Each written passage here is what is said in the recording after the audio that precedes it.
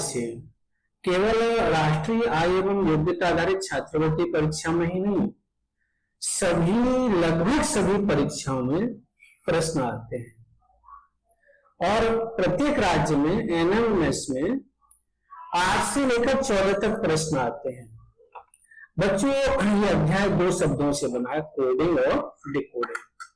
Coding का अक्षर है, कोडिंग का अर्थ है किसी अक्षर, शब्द या वाक्य को किसी सांकेतिक भाषा में लिखना, और इसका विपरीत होता है किसी सांकेतिक भाषा को उसके मूल अथवा वास्तविक अर्थ में परिवर्तित करने की प्रक्रिया। बच्चों, इसमें कई प्रकार के प्रश्न बनते हैं, कुछ का हम अध्ययन करते हैं और बाकी जब प्रश्न करेंगे उसमें सभी प्रकार के प्रश्न आ जाएंगे। पहला प्रकार है अक्षर कोडिंग। अक्षर कोडिंग में क्या होता है बच्चों, हमने टेबल को UDCF लिखा, जैसे TABLE, और इसको लिखा है इन्होंने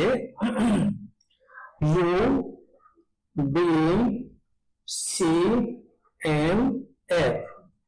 STU +1 हुआ, AB +1 हुआ, BC +1 हुआ, LM +1 हुआ।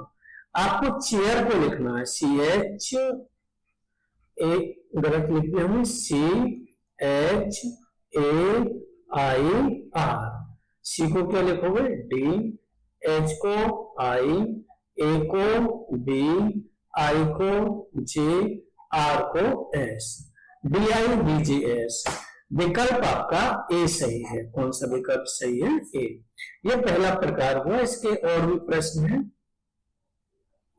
जैसे फादर है FATHER। फादर को क्या लिखा है REHTAF।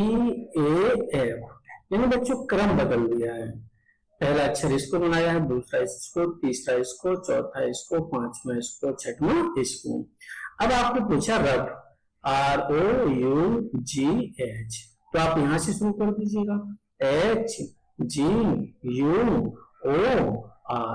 कौन सा विकल्प सही है? विकल्प आपका B सही है।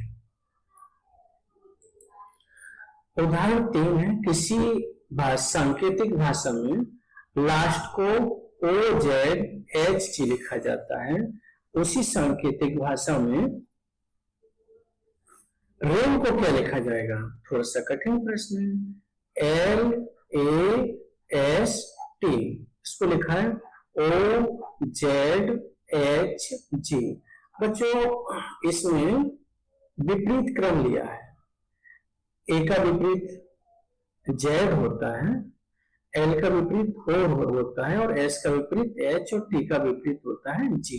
या ये कहें इन दोनों के जब अंकों का योग करोगे तो 27 आएगा। अब आपको पूछा RAIN और N, क्या पूछा है? RAIN। मुझको A का आता है बिना सोचे विचारे Z, और मुझको N का आता है बिना सोचे विचारे M। अब R का क्या होगा? R का जो बच्चों विपरीत अक्षर होता है वो होता है I। ठीक है, तो I का क्या होगा? I का विपरीत क्रम होगा R। IZRM, विकल्प आपका A सही।